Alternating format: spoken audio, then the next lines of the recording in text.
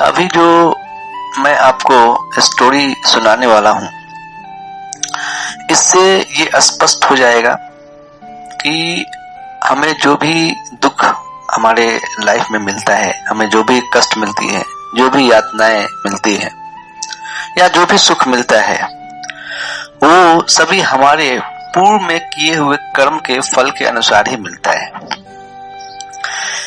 किसी भी कष्ट के लिए, किसी भी दुख के लिए कोई भी जीव उत्तरदायी नहीं होता है। इस स्टोरी से क्लियर हो जाएगा आपको, क्योंकि हम अक्सर सोचते हैं कि जब हमारे जीवन में कोई दुख आता है अचानक, तो हम सोचते हैं कि इसका कारण कोई व्यक्ति है, हाँ, या कोई जीव है। इसका कारण हम नहीं सोचते हैं। हम सोचते हैं कि हमारे ऊपर जो विपदा आई है, हम कभी भी इसको अपना कारण नहीं समझते कि हमारे कारण से सब, हम कभी ऐसा नहीं सोचते। क्यों? क्योंकि हम बाह्य दृष्टि से देखते हैं, अपनी इन आंखों से जो देखते हैं वही समझते हैं। सो एग्जाम्पल कि मान लीजिए कि आपके जीवन में बहुत सुखी सुख है, आप सुख का अनुभव कर रहे हैं पिछले 2 साल से, फैमिली में सब अच्छा चल रहा है, माता है, पिता है, बच्चे हैं, सब है, हाँ? सब कुछ अच्छा चल रहा है, नौकरी अच्छा चल रहा है, जॉब सब अच्छा चल रहा है आपका। अचानक से उस फैमिली के पिता कार से कहीं जाते हैं, और जाते हैं तो एक रेड सिग्नल पे ट्रक आ रहा होता है, जो वो रेड सिग्नल देखता नहीं और लेफ्ट कट मारता है बिना सिग्नल देखे हुए, और जैसे ही वो मारता है तो उसके पिता की कार से वो बहुत जोर से टक्कर आता है। जब टक्कर मिलता है तो एक्सीडेंट होता है, उसके पिता वहीं पे स्पॉट डेथ मर जाते हैं, शरीर त्याग देते हैं। तो फैमिली के जो बाकी मेंबर है वो क्या सोचते हैं कि ये विपदा किसकी वजह से आई है? उस ट्रक वाले की वजह से, उसमें जो चालक जो चला रहा था ट्रक, उसकी वजह से ये विपदा आई है। हाँ, ये तो बाह्य दृष्टि से वो चीज जो हम देख रहे हैं, लेकिन मेन रीजन ये नहीं है। मेन रीजन है कि आपके पिताजी, मतलब उनके जो पिताजी थे, जो वो कार में जा रहे थे, उनके कर्म के फल हैं, उनके कर्म के फल हैं, जिसके फलस्वरूप जो है उनका इस तरह से जो है शरीर त्यागना पड़ गया। हो सकता है कि पूर्व जन्म में उन्होंने भी किसी को धक्का मारा हो सकता है ना, इसकी वजह से उनको उसी प्रकार से सेम मृत्यु हो सकता है। जिस ट्रक वाले ने उनको धक्का मारा, उसी ट्रक वाले को पूर्व जन्म में उन्होंने धक्का मारा हो, पॉसिबिलिटी है इसकी। तो इसमें फिर अन्याय कहाँ है? भगवान कभी भी अन्याय नहीं करते हैं किसी के साथ, ये परम सत्य है। क्योंकि सिंपल सा भगवान ने बोल दिया कि जो कर्म का फल है वो आपको भोगना पड़ेगा, आपने जो किया है वो आपको सहन करना पड़ेगा, आपको मिलना ही है। तो इसमें अन्याय कहाँ है बताइए? यदि हम इस जन्म में मांस जीव की हत्या करेंगे, उनका मांस भक्षण करेंगे, तो जब नेक्स्ट टाइम आपका आएगा तो आप लोग कोई जीव मार के खाए, तो इसमें अन्याय कहाँ है? यदि आपके पुत्र सोचेंगे कि नहीं मेरे पिता के साथ अन्याय हुआ है, तो ये तो अज्ञानता के कारण सोचेंगे ना, उनको अज्ञानता है, अज्ञान बस वो सोच रहे हैं कि मेरे पिता के साथ अन्याय हुआ। लेकिन अन्याय प्रकृति किसी के साथ नहीं करती, ये बात आप जान लीजिए। जो जैसा करता है उसको एज इट इज फल मिलता है। तो किसी प्रकार से कोई दुख करने का कोई कारण नहीं है कि हम दुख करें। इसलिए ये जो दिव्य ज्ञान है, ये जो भगवत ज्ञान है, इसलिए सबको आना जरूरी है, सबको मिलना चाहिए। क्योंकि ये दिव्य ज्ञान जब प्रकाशित होता है हमारे हृदय में, जब हम इसको ग्रहण करते हैं, तो हमारे जीवन से सारे कलमश, सारे दुख सब नष्ट हो जाते हैं, खत्म हो जाते हैं। फिर जो हमारे पास आसपास से चीजें, घटनाएं घटती है, तो हमको कभी भी कोई दुख महसूस नहीं होता है, क्योंकि हम जानते हैं कि ये प्रकृति का नियम है। हाँ, जो जैसा करता है उसको वैसा मिलता है। तो इस प्रकार से जब हम सत्य जान लेते हैं कि यही परम सत्य है, तो सत्य जानने के बाद कोई दुख शेष नहीं रह जाता है। तो हमको प्रयास करना चाहिए कि सत्य से सबको, हर जीव को अवगत कराना चाहिए, ये दिव्य ज्ञान से सबको अवगत कराना चाहिए। इसलिए हमको श्रीमद् भागवतम और भगवत गीता जैसे महाग्रंथों का जो है सेवन करना चाहिए, पढ़ना चाहिए। तो महाभारत में एक स्टोरी आती है। देखिए इसमें क्या है कि ये दोनों पात्र जो है, धृतराष्ट्र, इसमें एक्चुअली 2 स्टोरी है, मैं 2 अलग अलग स्टोरी बता रहा हूँ, और इसलिए बता रहा हूँ वो समझ में आए कि ये दोनों पात्रों को ऐसा लगता था कि मैंने तो अपने जीवन काल में कोई ऐसा कर्म किया ही नहीं है जिसकी वजह से मुझे इतना भयावह सजा मिला है। ऐसा कोई कर्म नहीं किया है।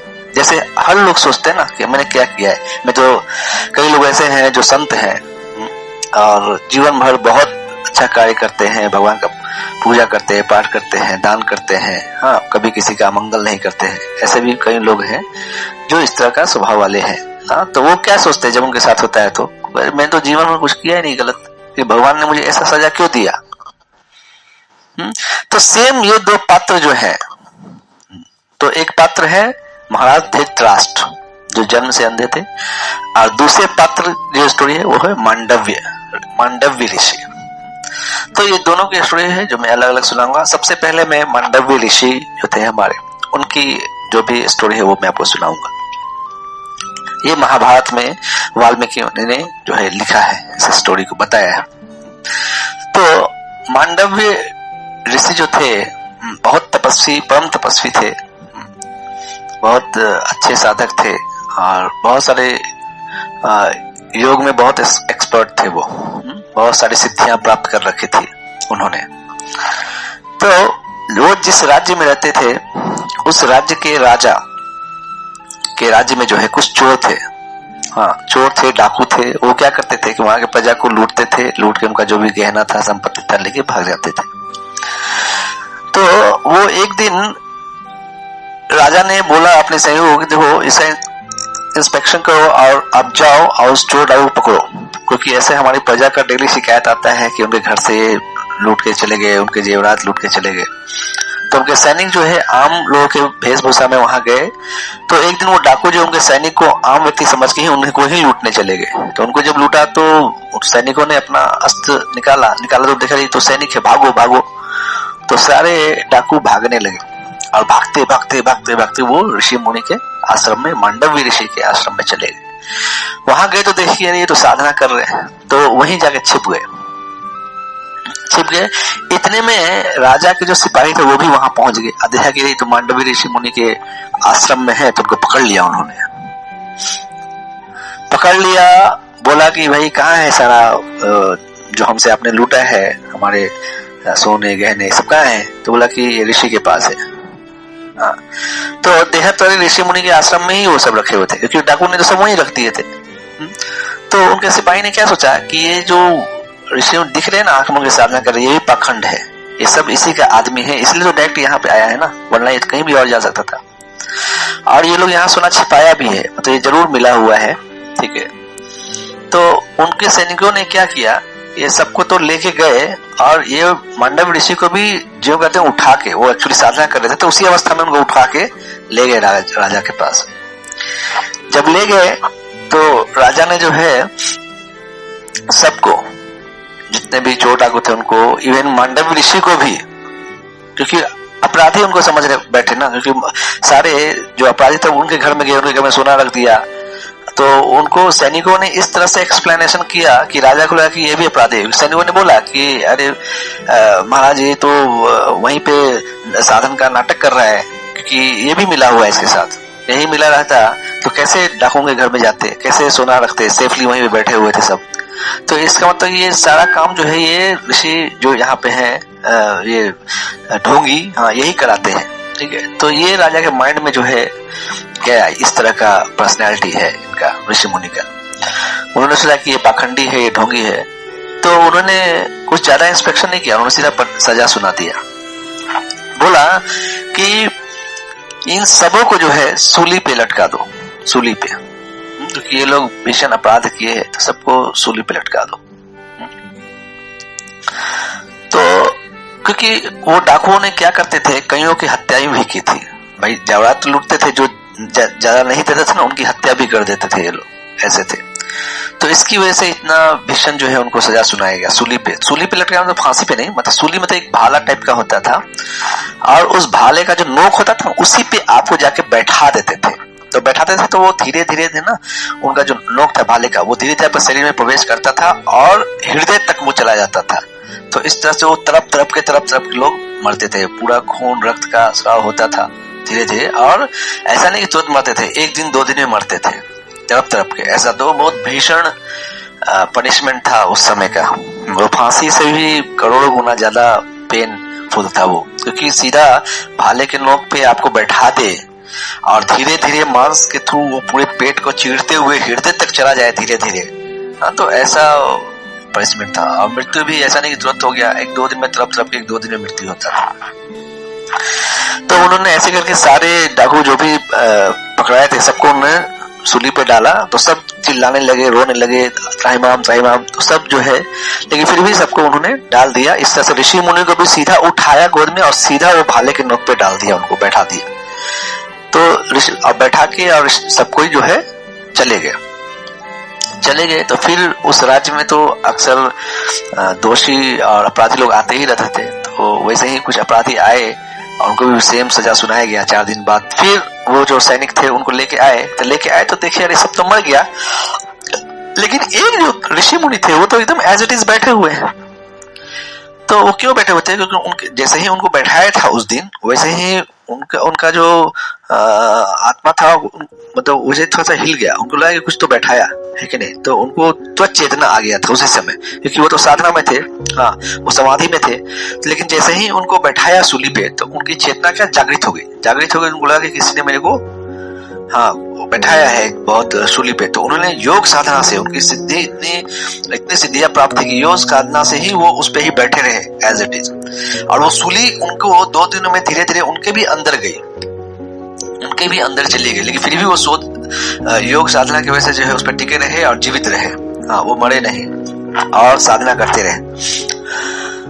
रक्तस्राव होता रहा, ब्लड निकलता रहा, लेकिन फिर भी वो उनको कोई पेन नहीं, फील नहीं, कुछ नहीं, तो योग उनका इतना स्ट्रांग था इसकी वजह से। लेकिन वो जो भाला था, वो जो नोक था, वो धीरे धीरे उनके शरीर में भी जाके घुस गया था पूरा ऋषि मुनि के शरीर के अंदर। तो जब आए सैनिक वहां पे देखे, अरे सब मर गए, लेकिन ये तो अभी भी जीवित है और ये तो एकदम बैठे हुए हैं उस पे अभी तक, है कि नहीं? तो ये तो बहुत गजब है, ऐसा तो कोई कभी हुआ ही नहीं, ये कोई साधारण व्यक्ति नहीं है। तो उनको ऐसा जब हंगामा हो गया पूरे गांव में, तो सभी साधु लोग भी देखने आए कि ऐसा कौन है। तो उसमें से एक जो साधु थे उन्होंने पहचान लिया इनको, ये तो मांडव्य ऋषि हैं, परम तपस्वी हैं, परम साधु हैं, इनको कौन ऐसा पनिशमेंट दिया। तो जाके सारे सैनिकों को डांटा कि ये मांडव्य ऋषि को आपने क्यों उठाया, तो परम अपराध किया है आप लोगों ने। ये बात जब पता चला सिपाहियों को, तो उन्होंने दौड़ के गए, राजा को सुनाया, अरे हमने गलत कर दिया महाराज, हमने गलत व्यक्ति पकड़ के लिया है, ये तो मांडव्य ऋषि है, सब बता रहे। तो जैसे ही मांडव्य ऋषि का नाम सुना राजा ने, वो तो कांप गए, कांप के एकदम तुरंत चप्पल भी नहीं पहना, सिंहासन से तुरंत उतरे और दौड़े वहां पे गए और सीधा वहां उनके दंडवत हो गया। दंडवत, पाहिमाम प्रभु, पाहिमाम, क्षमा कीजिए मुझे, ऐसे चिल्लाने लगे। लेकिन गलती से ऐसा हो गया हमसे, हम नहीं जानते थे, है कि नहीं? हम जिस अवस्था में आपको लोग लेके आए थे और जिस अवस्था में वो अपराधी पकड़े गए थे, आप भी वहां थे, तो सिपाही ने समझा कि आप ही अपराधी है, तो इस वजह से गलती हो गई महाराज, मुझे क्षमा कीजिए, है कि नहीं? तो मांडव्य ऋषि आंख खोले और बोले कि कोई बात नहीं है राजन, तुम्हारा कोई दोष नहीं है, क्योंकि जिस अवस्था में मैं था, जिस अवस्था में वो अपराधी गए थे, तो स्वाभाविक बात है कि आपने मुझे समझ लिया होगा, तो कोई बात नहीं, नो प्रॉब्लम, है कि नहीं?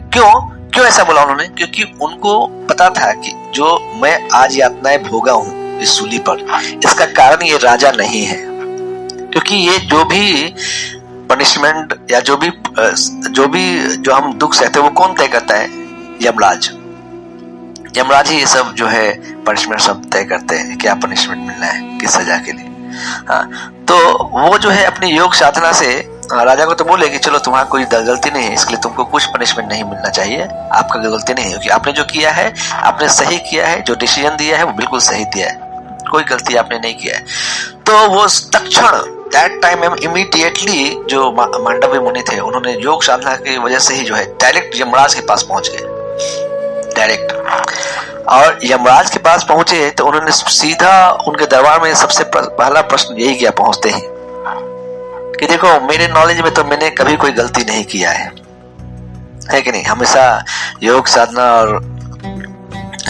इसी में मैं रहा हूं हमेशा, हाँ, तो कभी तो ऐसा कोई अपराध किया नहीं जिसकी वजह से मुझे इतना भीषण सजा दिया गया है। ये आपने कैसे इसको, मेरे किस अपराध की वजह से आपने ऐसा मतलब जो दिया है मुझे, मेरे जीवन में ऐसा आप जो पनिशमेंट दिया है, क्यों दिया है, किस सजा की वजह से, किस कर्म की वजह से दिया है, बताइए। तो यमराज जी उनको स्मरण कराते हैं, स्मरण बताते हैं, दिखाते भी हैं उनको फ्लैशबैक में, बोलते हैं कि देखिए, आप पूर्व जन्म में जब 8 साल के थे तो आप क्या करते थे, तितलियों को पकड़ते थे और पकड़ के जो उनके गुर्दा था ना, गुर्दा, उसमें आप क्या करते थे, बबूल के कांटे चुभा देते थे और चुभा के और निकालते भी नहीं थे, छोड़ देते थे, तो जिससे वो तड़प तड़प के मर जाती थी, है कि नहीं। तो इसी जो आपने जो कर्म किया है, इसी का आपको पनिशमेंट मिला है कि जिस प्रकार से आप उनके गुर्दे में वो बबूल के कांटे घुसाते थे, ठीक उसी प्रकार से आपको जो है वो सूल जो है आपके उदर में घुसाया गया। और चूंकि आप निकालते नहीं थे, हाँ, इसलिए आपके कहने पर राजा को उन्होंने बोला था कि चलो सूल निकालो, तो उनके सैनिकों ने बहुत कोशिश किया था निकालने का सूल, लेकिन नहीं निकल पाया। तब मांडव्य ऋषि ने बोला ठीक है, इसको तोड़ दो, ठीक है। तब जाके उनके सिपाहियों ने क्या किया, उसको टूटा में तो फिर सूल को काट दिया, लेकिन वो निकला नहीं उनके पेट से, वो उसी में रह गया और आज भी उनके पेट में ही है कि नहीं। तो वो सूल निकला ही नहीं मांडव्य ऋषि के उधर से। तो ये जब सुना मांडव्य ऋषि ने कि अच्छा, इस अपराध की वजह से मुझे ये भोग भोगना पड़ा, तो उन्होंने बोला ठीक है, लेकिन चूंकि मैं उसे बच्चा था और बच्चा 8 साल का, इतने छोटे उम्र में कोई नॉलेज नहीं होता है बच्चे को, है कि नहीं। उस हिसाब से आपने जो विधान लिखा है, विधान जो किया है सजा का, वो कोई गुना ज्यादा कर दिया है आपने। ये जब किसी को जरूरत से ज्यादा मतलब आप पनिशमेंट देंगे, यानी उसके जो उसको लिमिट है, लिमिट से क्रॉस कर जाएंगे जब आप, तो यही अत्याचार हो जाता है। तो आपने इस तरह का पनिशमेंट देके एक तरह से अत्याचार किया है, आपने भी अपराध किया है। क्योंकि मैं बालक था, 8 साल का बच्चा कोई ज्यादा बड़ा नहीं होता, उसको ज्यादा ज्ञान नहीं होता है। यदि उसने ऐसा किया है तो आपको पनिशमेंट देना चाहिए था, लेकिन इतना भीषण, इतना घोड़ की सीधा सूली पे बैठाओ दो उसको, ये बहुत ज्यादा आपने जो है विधान कर दिया, इसलिए आपने भी अपराध किया। इसलिए मैं आपको श्राप देता हूं कि आप शूद्र कुल में जन्म लेंगे, मृत्यु लोक में जन्म लेंगे, है कि नहीं। तो मांडव्य ऋषि ने जो थे, उन्होंने यमराज जी को श्राप दे दिया। क्या श्राप दे दिया कि शूद्र कुल में जन्म लेंगे, मृत्यु लोक में जन्म लेंगे, इस अपराध की वजह से। तो वही जो है अभी द्वापर में विदुर जी का नाम सुना, विदुर जी के रूप में वो जन्म लिया, उन्होंने शूद्रानी के गर्भ से उन्होंने जन्म लिया है विदुर जी ने। तो विदुर जी जो है वो भी धर्मराज थे, साक्षात धर्मराज। तो कृष्ण भगवान जो है उनको धर्मराज ही बोलते थे, साक्षात धर्मराज। और उन्होंने फिर भी बाद में विदुर जी का कल्याण किया है, उनको भी दिव्य ज्ञान दिया है विदुर जी को भगवान श्री कृष्ण ने। तो इस प्रकार से जो है हमेशा जीव को यही लगता है कि मैंने क्या कार्य किया है, क्या कर्म किया है जिसकी वजह से ये भीषण हमको पनिशमेंट मिला है। तो रीजन एक ही है कि हमारे किए हुए कर्म ही जो है हमको ऐसे अवस्था से जो है गुजारते हैं। लेकिन हमारे जीवन में यदि कोई ऐसा अवस्था, ऐसा सिचुएशन आता है, हाँ, जिसमें हम भीषण पीड़ा, भीषण दर्द होता है, तो इसका एक ही रीजन होता है कि हमने पूर्व काल में कोई ऐसा कार्य, ऐसा कर्म किया है। अदरवाइज कोई चांस ही नहीं है कि हमको कभी लाइफ में कोई दुख आने वाला है। ये दुख आता ही इसलिए है कि हमने वैसे कर्म किए। इसलिए कभी भी जीव को बिना मतलब का जो है हमको कभी भी दुख नहीं देना चाहिए, तो है ना। तो इस प्रकार से जो है उनकी जिज्ञासा, मांडव्य मुनि की जिज्ञासा खत्म हुई। और इस तरह से यमराज जी को भी उन्होंने श्राप दिया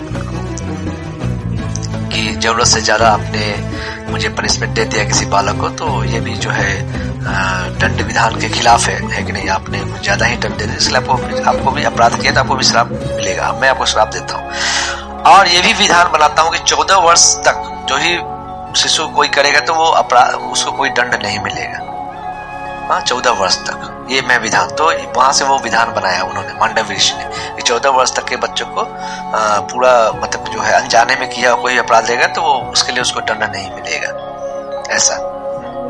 और दूसरा स्टोरी सिमिलर, सेम स्टोरी, महाराज धृतराष्ट्र जो जन्म से अंधे थे, उनको भी यही लगता था। जब युद्ध हुआ महाभारत का, और उस महाभारत के युद्ध में उनके सारे पुत्र मर गए, सारे पुत्र मर गए, एक भी पुत्र उनके नहीं जीवित थे। तो धृतराष्ट्र को बहुत दुख हुआ, अगाध दुख हुआ कि मैं जीवित हूँ और मेरे सारे पुत्र मर गए। और मेरे पुत्र भी ऐसे नहीं कि साधारण पुत्र थे, बहुत शक्तिशाली पुत्र थे, बहुत युद्ध जीता उन्होंने, बहुत कभी भी पराजित नहीं हुए थे। लेकिन ऐसा क्या कर्म मैंने किया था मैंने क्या किया ऐसा जिसकी वजह से मुझे आज ये दिन देखना पड़ रहा है? कोई पानी देने को भी नहीं। आज मेरी मृत्यु हो जाएगा तो कौन सा पुत्र मुझे पानी दे, कौन मुझे अग्नि देगा? हाँ, तो ये इससे बड़ा पनिशमेंट जीवन में क्या हो सकता है? जबकि मैंने कभी कोई गलत कार्य नहीं किए हैं, बिना मतलब का ना किसी की हत्या किया है, हाँ, ना किसी को परेशान किया है, ना किसी को दुख दिया है। तो आखिर मेरे जीवन में ऐसा क्यों हुआ? तो युद्ध के पश्चात उनको पता चल गया, धृतराष्ट्र को, कि कृष्ण जो है वही परम नियंता, परम भगवान है। तो उन्होंने दैट टाइम जिज्ञासा किया था कि कभी यदि श्री कृष्ण भगवान अब आएंगे दोबारा हमारे पास, तो मैं उनसे यही क्वेश्चन करूंगा कि मैंने ऐसा क्या किया था, कौन सा अपराध किया था जिसकी वजह से मुझे इतना भीषण सजा मिला है कि मेरे सारे पुत्र मारे गए। चलो 1 2 पुत्र 3 50 कुछ तो पुत्र बचते थे, लेकिन एक भी पुत्र नहीं है। मुझे कौन अग्नि देगा, कौन पानी देगा? आज मैं बूढ़ा हो जाऊंगा तो कौन सेवा करेगा? मुझे पुत्र विहीन कर दिया इस प्रकृति ने। क्यों? किस अपराध के कारण? मैंने तो किसी के पुत्र को भी नहीं बेवजह मारा है, मैं किसी के प्राणी को भी नहीं, मैं जन्म से ही अंधा हूं, मैं तो देख ही नहीं सकता कुछ, किसी की हत्या नहीं की, तो फिर क्यों मुझे इतना भीषण दुख मिला? तो ये मन उनके मन में जिज्ञासा था कि कभी आएंगे भगवान तो पूछूंगा, क्योंकि वो तो सब जानते हैं ना, तो बताएंगे मुझे। तो इस प्रकार से एक बार भगवान श्री कृष्ण जब उनको ही पता चला कि धृतराष्ट्र के मन में ऐसा जिज्ञासा है, तो भगवान आए उनके पास। और जब भगवान आए तो आए जैसे ही धृतराष्ट्र ने सबसे पहला क्वेश्चन यही किया कि बताइए श्री कृष्ण, अब तो सब जानता है कि आप ही भगवान है, मैं भी जानता हूं कि आप भगवान है, तो आपको तो सब पता है, तो आप मुझे बताइए कि किस चीज के लिए मुझे इतना भीषण सजा मिला है, मैं कौन सा अपराध किया है पूरे लाइफ में कि ऐसा मिला है। तो देखिए, हम जब भी आकलन करते हैं, जब भी एनालिसिस करते हैं कि हम क्या किया, तो हम सिर्फ इसी जन्म के बारे में सोचते हैं कि लेकिन हमने तो कई करोड़ों जन्म लिए हैं, कई करोड़ों जन्म में बहुत सारे कर्म किए होंगे। भगवान हमेशा यही बोलते हैं कि कर्म का ही फल जब फलीभूत होगा तो आपको मिलता है। लेकिन हम जब एनालिसिस करते हैं तो क्या करते हैं? इसी जन्म का करते हैं कि हमने इस जन्म में तो कुछ किया नहीं। तो भगवान को बोलते हैं कि देखिए महाराज, मैं आपको स्मरण शक्ति देता हूं, आप स्मरण कीजिए, है कि नहीं? तो भगवान उनको स्मरण शक्ति देते हैं 100 जन्म पहले का। वो बोलते हैं कि देखिए, आप इस जन्म में एक राजा थे, तो धृतराष्ट्र को दिख भी रहा है कि हाँ मैं राजा था। वो बोले कि आपके राज्य में एक ऋषि मुनि रहते थे जो बद्रीनाथ जाने वाले थे और आपके पास आए थे। तो स्मरण हुआ कि हाँ, दैट टाइम एक ऋषि मुनि थे, महात्मा थे, जो 2 हंस को लेकर मेरे पास आए थे, 2 हंस को लेकर मेरे पास आए थे जो बद्रीनाथ जाने वाले थे। तो भगवान ने बोला कि उन्होंने आपको वो हंस दिया था रखने के लिए? तो हाँ, दिया था। ठीक है, तो उस समय धृतराष्ट्र को सब स्मरण हो रहा है, याद आ रहा है कि हाँ ऐसा हुआ था, यस हाँ हुआ था। क्योंकि भगवान क्या कर रहे हैं? उनको स्मरण शक्ति दे रहे हैं। भगवान जो है हमको स्मरण शक्ति देते भी हैं और विस्मृत भी कर देते हैं, है कि नहीं?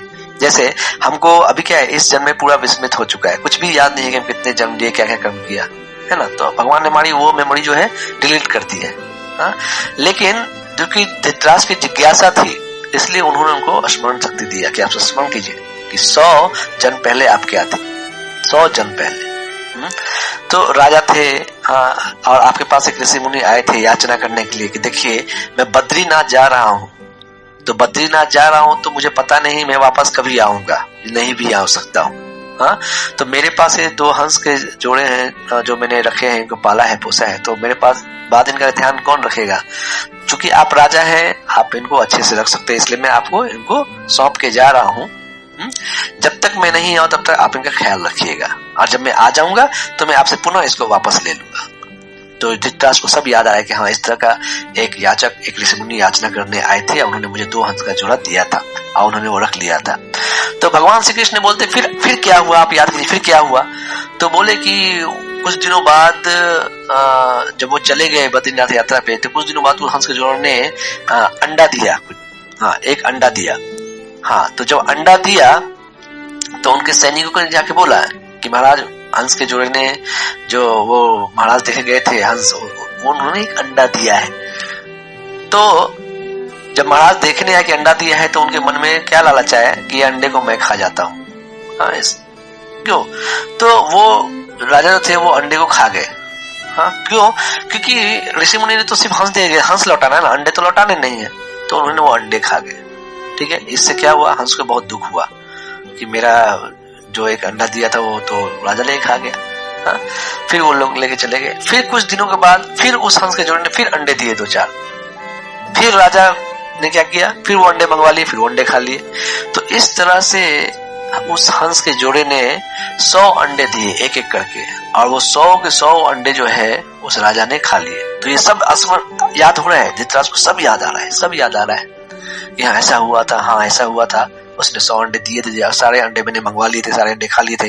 क्यों? क्योंकि मैं ये सोचा कि मुझे तो वापस सिर्फ हंस का जोड़ा करना है, अंडा तो करना नहीं है, तो अंडे से तो किसी को क्या मतलब है, तो वो मैं भक्षण करके खाता गया। ठीक है, लेकिन जब 100वां अंडा भी लेके चला गया सैनिक, तो ये पीड़ा जो है वो हंस का जोड़ा सहन नहीं कर पाया, और वो दोनों जो है एक एक करके मर गए। दोनों हंस जो है मर गए, 1 by 1 करके। पहले हंस मरा, फिर हंस नहीं मर गए। हाँ, तो दोनों मतलब जो मर गए। जब मर गए, ये खबर जब राजा को मिली कि दोनों हंस मर गए, तो वो थोड़े से डर गए, बोले अरे ऐसे कैसे मर गए, अभी क्या जवाब देंगे जब वो आएंगे तो। हाँ, तो राजा ने बोला ठीक है, एक काम करो, इसको दफना दो, हाँ जब आएंगे तो हम बोल देंगे उनको, है कि नहीं, कि हमने वो रोग ग्रसित हो गए थे, तो हमने उनको बहुत वैसे दिखवाया, लेकिन हमको सही नहीं कर पाया, वो उन्होंने प्राण त्याग दिया। तो ऐसा उन्होंने बोला कि हम सुनाएंगे उनको। ये सब याद आ रहा है धृतराष्ट्र। तो ठीक 6 महीने बाद वो महाराज फिर आए, वापस आए बद्रीनाथ से, तो सबसे पहले राजा के पास पहुंचा, अपना हंस का जोड़ा मांगने लगे। जब मांगे तो बोले कि देखिए आपके हंस तो किसी बीमारी से ग्रसित थे, हमने बहुत इलाज कराया, बहुत वैद्यों को दिखाया, लेकिन वो वैद्य भी उनको ठीक नहीं कर पाए, कई तरह के दवाइयां दे, तब भी नहीं ठीक पाया, अंत में दोनों ने प्राण त्याग दिया, तो हमने उनको धरती के अंदर दफना दिया। ये झूठ जो है राजा ने ऋषि से बताया, तो ऋषि ने बिलीव कर लिया, बोले ओके अभी क्या कर सकते हैं, है कि नहीं, आपने भी तो अपना प्रयास किया ना, अब क्या। लेकिन उस ऋषि को पता ही नहीं चला पूरा स्टोरी कि 100 अंडे दिए थे, 100 अंडे उसने खा लिए, ऐसा कुछ नहीं बताया। तो ऋषि मुनि को ऐसा कुछ पता नहीं चला। फिर उन्होंने राजा को प्रणाम किया और चले गए वहां से। लेकिन ये अपराध तो उन्होंने किया ना, भगवान याद रहे, आपने अपराध किया है ना, तो वही 100 अंडे जो आपने खाए थे, वही 100 अंडे आपको इस जन्म में आपके 100 पुत्र बन के आए हैं। और जिस प्रकार वो अंडे जो खा लिए पुत्र वियोग से जिस हंस हंसनी को जो पीड़ा हुआ था, वही पीड़ा आज आपको सेम मिल रहा है। तो इसमें अत्याचार कहाँ है, इसमें अधर्म कहाँ है, इसमें अन्याय कहाँ है। तो जब ये चीज सुना भगवान श्री कृष्ण से धृतराष्ट्र ने, तो उनको भी रियलाइज हुआ कि इसमें कोई अत्याचार नहीं है, कोई अन्याय नहीं है। जो उन्होंने किया था वही फल उनको आज मिल रहा है। जो पीड़ा उन्होंने उस हंस को दिया था वही सेम पीड़ा उनको आज मिल रहा है। और जिस अंडे की वजह से ऐसा हुआ है, वही अंडे इनके सुपुत्र बन के आए और उन्होंने उनको सेम दुख दिया है। तो जो हम करते हैं हमको सेम मिलता है, इसके लिए कोई व्यक्ति जिम्मेदार नहीं होता है। क्योंकि धृतराष्ट्र क्या सोचते थे कि यदि ये युद्ध हो रहा है तो कृष्ण की वजह से हो रहा है। ये क्यों? क्योंकि कृष्ण रोक नहीं रहा है। अब कृष्ण भी चाहता है कि ये युद्ध हो, है कि नहीं। तो इस तरह से धृतराष्ट्र के मन में था कि इसका कारण जो है कहीं ना कहीं कृष्ण भी है। लेकिन जब ये बात उन्होंने सुना, जब ये स्मरण शक्ति हुआ और जाना कि वो सारा चीज उसकी वजह से है, तब उनके मन से जो है सारा गिला शिकवा खत्म हो गया। तब उन्होंने किसी को फिर उसके बाद उन्होंने अपराधी नहीं समझा धृतराष्ट्र ने। क्योंकि पहले तो उन्होंने सोचा था कि पांडव दोषी हैं, उनकी माता कुंती दोषी है, कृष्ण दोषी है, विदुर जी दोषी है। सबको उन्होंने एक लाइन से जो है दोषी मानते थे। उनके पुत्र जो मर गए, सारे मर गए कौरव, तो इसके पीछे वो इन सबको दोषी मानते थे। ये खुद को दोषी नहीं मानते थे। कभी सोचते थे कि मैंने ऐसा क्या कर्म किया जिसकी वजह से मेरे को इतना, सब रिश्तेदार मुझसे अलग हो गए, सब मेरे विरुद्ध हो गए, मेरे पुत्रों के विरुद्ध हो गए और युद्ध करने के लिए आतुर हो गए, और युद्ध किए भी तो सारे पुत्र मेरे मारे गए। तो इसके पीछे किसको दोषी मानते थे? पांडव को दोषी मानते थे, कृष्ण को दोषी मानते थे, कुंती माता को दोषी मानते थे, विदुर जी को दोषी मानते थे। तो सबको एक लाइन से दोषी मानते थे कि सब दोषी है। ये सब जो है बराबर का हिस्सेदार है मेरे पुत्रों की हत्या में। सबने भयानक षड्यंत्र रचा है मेरे पुत्रों की हत्या में, है कि नहीं। तो सबको दोषी मानते। लेकिन इस स्टोरी के बाद फिर वो किसी को दोषी नहीं मानता। फिर इस जैसे ही भगवान के स्मरण शक्ति देने के बाद जब उन्होंने जाना है कि मैं कितने अत्याचार किया था उस जन्म में एक हंस पे, ठीक है। तब ये चीज जब उन्होंने सुना तब उनको थोड़ा लगा कि नहीं, कहीं भी अन्याय नहीं हुआ है, यदि तब मुझे ऐसा मिला है तो ओके। तो ठीक उसी प्रकार हमारे लाइफ में भी ऐसा दुख आता है और हम यही सोचते हैं कि उसकी वजह से उसकी वजह से उसकी वजह से, यदि ऐसा नहीं होता वैसा नहीं होता तो ऐसा होता ऐसा होता, लेकिन ऐसा कुछ भी नहीं है। तो कभी भी हमको किसी व्यक्ति विशेष को, किसी जीव को नहीं समझना चाहिए कि वो दोषी है हमारे इस दुख का, क्योंकि अपने दुख का कारण हम स्वयं ही होते हैं। हमारा कर्म का फल जिस दिन फलीभूत होगा, ठीक है, उसी दिन हमको मिलना स्टार्ट होगा। जिस प्रकार हम कोई पेड़ लगाते हैं, पेड़ लगाते तुरंत तो फल मिलता नहीं, तुरंत मिलता है क्या? तुरंत नहीं मिलता है फल मुझे।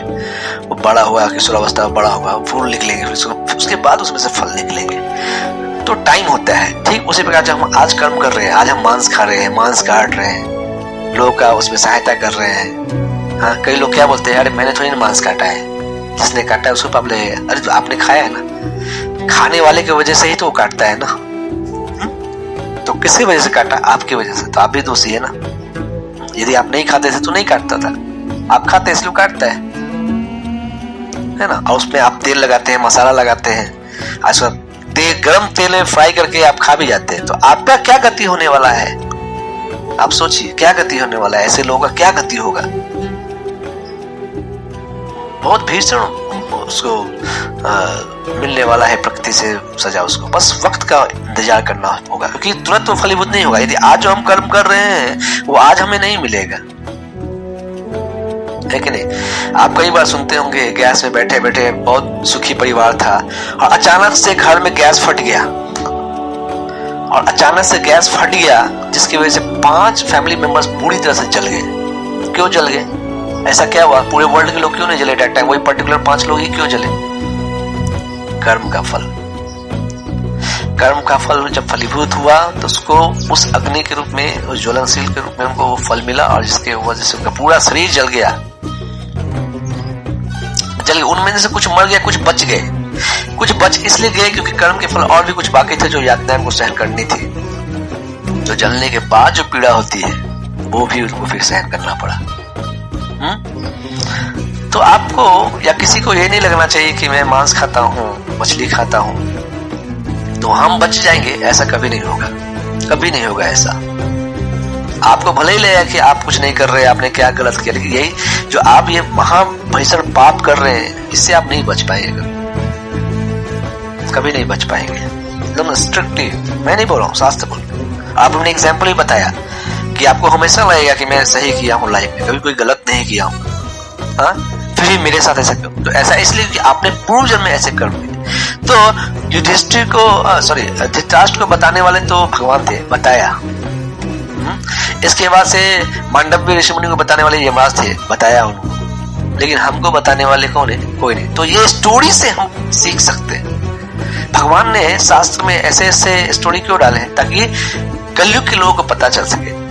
हर समय भगवान नहीं आ सकते हैं साक्षात बताने के लिए,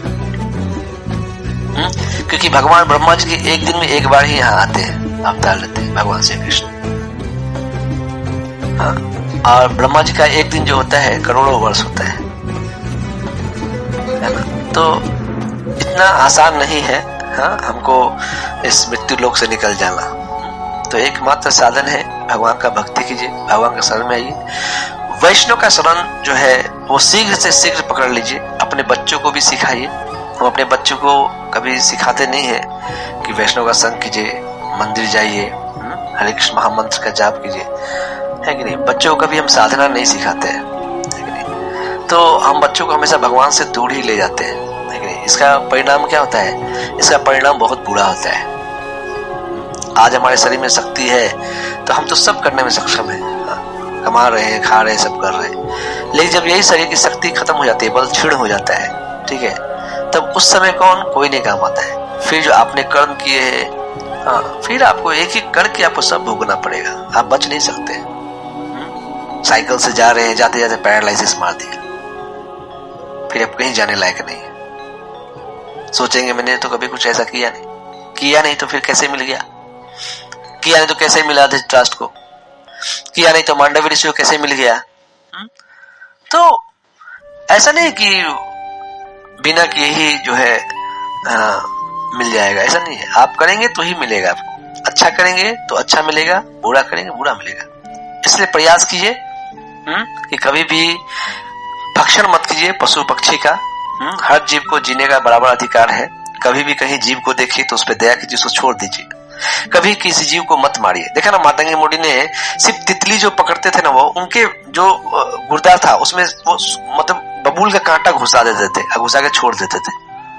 तो कितना भीड़। हम तो मार ही डालते हैं, हम तो मछली को काट ही डालते हैं, बकरी को काट ही डालते हैं, है कि नहीं। और इतने भीषण भीषण अपराधी है, गौ माता को भी काटते हैं, है कि नहीं। तो उनका क्या हासिल होने वाला है, सोचिए। तो ऐसा हमारे साथ नहीं हो कभी, है ना। इसके लिए आप सबसे विनती है कि कभी भी मांस का भक्षण मत कीजिए। जितना हो सके उन पे दया कीजिए। आप दया कीजिए पशु पे, मत कीजिए उनके साथ ऐसा।